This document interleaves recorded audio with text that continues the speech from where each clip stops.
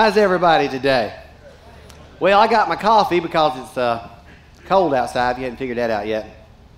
Thought we'd have a conversation. Let's pretend that I kind of invite all of you to my house, okay? Not for food, just coming in. You can't feed all of you.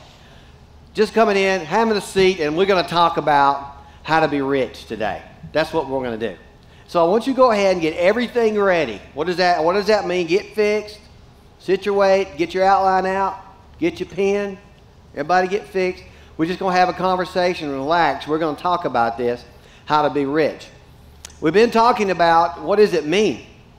You know, one of the things that we figured out, what we learned out of all this is that I don't think all of you have got this yet. But I hope by the end of the day that you really get it, that you are rich. You don't feel rich because you keep wanting more stuff, so you don't feel rich, but you are rich. If you make more than $45,000 a year combined income, you're in the top 1% in the world. You get to decide when you open the refrigerator what you're going to eat. You don't have to decide which child doesn't eat today. That happens every day. Every day, somebody has to decide, do I eat or do they eat? You don't have that problem. You can't figure out, you got too many things. And then you look in the refrigerator and you say, we have nothing to eat, let's go out. That's what you do. That's what rich people do. So you have to realize that you are rich. And this has never happened before in history to be as wealthy as we are that are sitting in this room. And now let me say this. Not everybody is having a good day.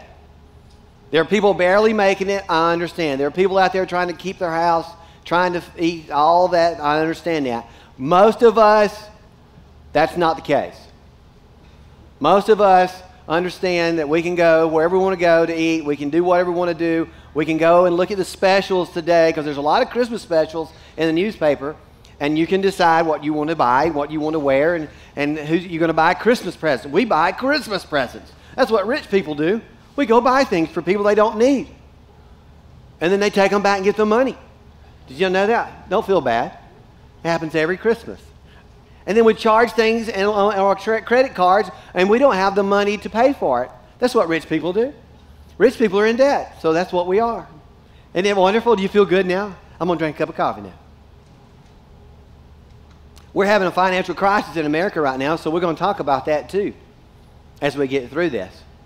Most of you have a rich line. Most of you feel like, if I had made this much money, that I would be rich. If I made $30,000 a year, that's a good rich line for some of you. Some of you would say that's a $50,000 line or a $100,000 line or whatever. But it really is interesting that people at $30,000 level are still one paycheck away from losing everything.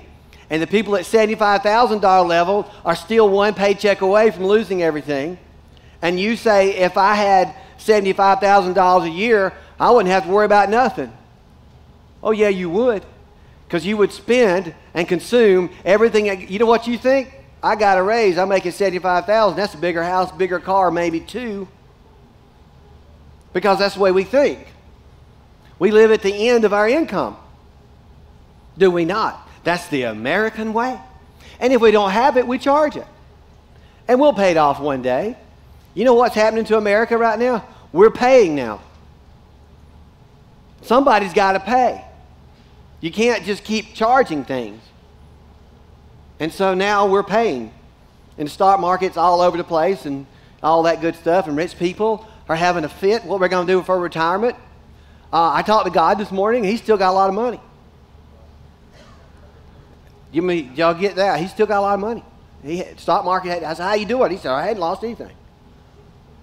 It's amazing. Because he ain't got his riches are not in the stock market.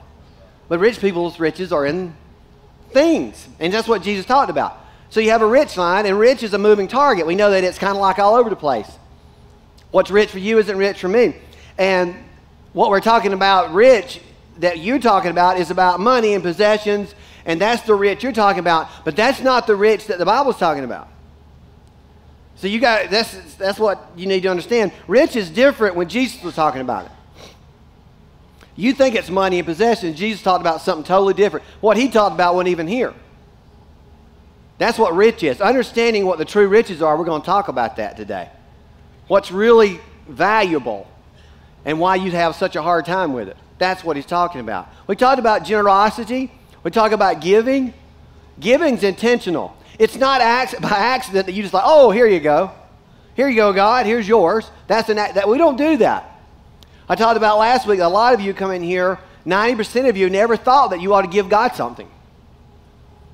To say, thank you for giving me what I have and where I am and where I live and the food in my refrigerator. And God said that I wanted you to give me the first fruits because I want you to work your 90% around me.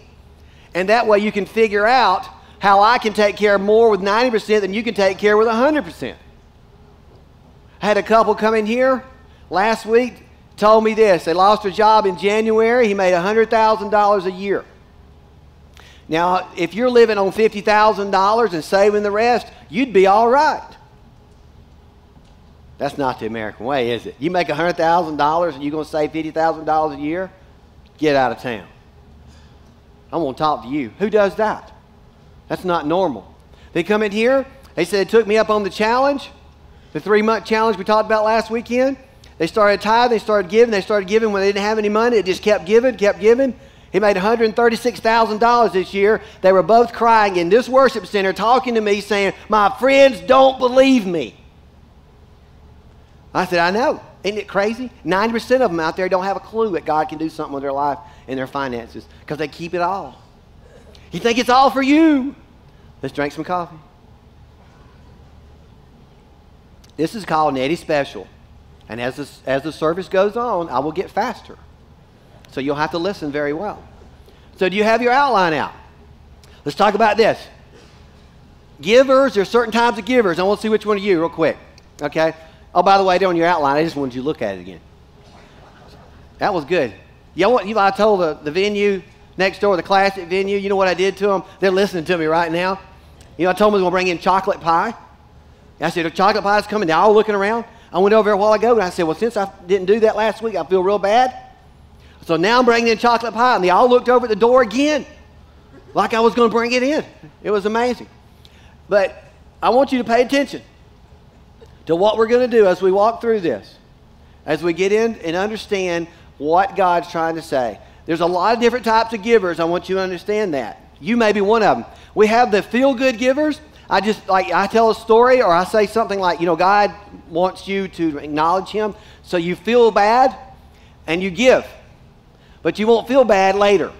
So you may not give anymore. So just as long as you feel bad, you give. And that's what happened last weekend. A lot of new givers last weekend decided to try God on this deal because he said, test me in that. And then we have those that are seasonal givers, which like Christmas, and you think, I should help somebody. You have that thought. All of a sudden, I ought to help somebody. Never thought about it all year, just all of a sudden, I need to help somebody. Then we have the hold on a minute. I'm dying up here and y'all just looking at me. What if I just fell down, flopped around like a fish? Would y'all do anything? All right. Then we have the tax givers who need a tax break at the end of the year. We take it. Not a problem.